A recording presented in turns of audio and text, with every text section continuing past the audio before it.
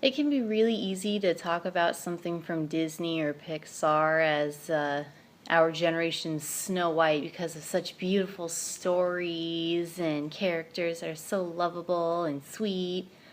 But I'm thinking of something a little different for what I think might be our generation's Snow White.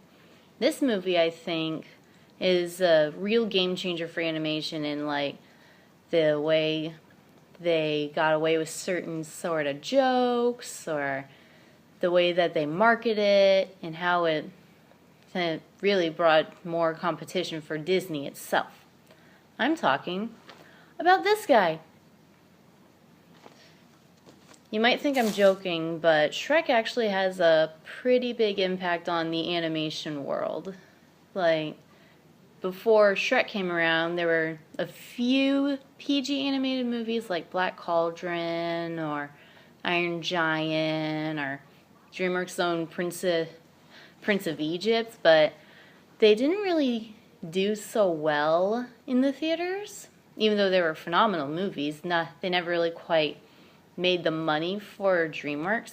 And then Shrek came around, and that changed a lot. Not just for DreamWorks, but for animation in general. One thing it was with its rating and being a successful PG movie. Now, if you look at animated movies today, a lot of them are rated PG. And that's not really a coincidence. Now people are thinking, oh, PG movies are animated and they can get those little adult jokes and all those big stars and slide in stuff but still make it kid friendly. But I don't think that would have happened as much as it did without Shrek. And even though it's really funny, it actually has really fun new kind of characters you haven't really seen before in animation. Like, Shrek is totally fine with himself. He's alright with being alone at first, but he's like confident in how he is. But he's also kind of insecure because he says in the first movie, they judge me before they get to know me, so that's why he keeps pushing everybody away. And his movie's about him like letting people in when he cares about them. And Fiona herself is also worth mentioning because she's a very different princess. Like, sure, around the 90s you've got Belle and Jasmine, they're like spunky, but they were still classy. Fiona's not classy. So that was very fun to see.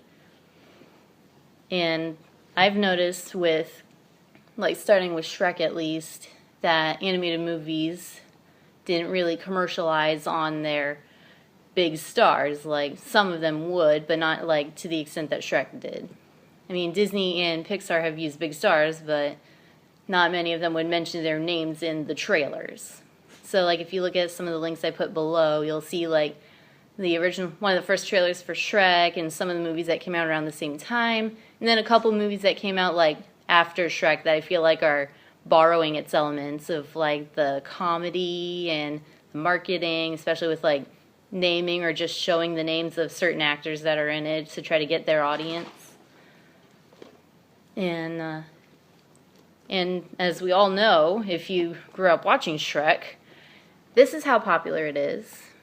It has 4 movies, a spin-off, which is not shown here. I couldn't find Puss in Boots right now, but had like 2 televised specials and even a musical on Broadway. That's a pretty big deal for something that's not from Disney. So I guess like the main point of me mentioning Shrek is because it really showed that Disney's not alone out there. There are other animation studios that can be just as big as Disney can, if not bigger sometimes. I mean, you've had Don Bluth, you've had Richard Rich, but they never quite made a big stamp on animation like Shrek did. So that's why I think that our generation's Snow White is surprisingly from this guy.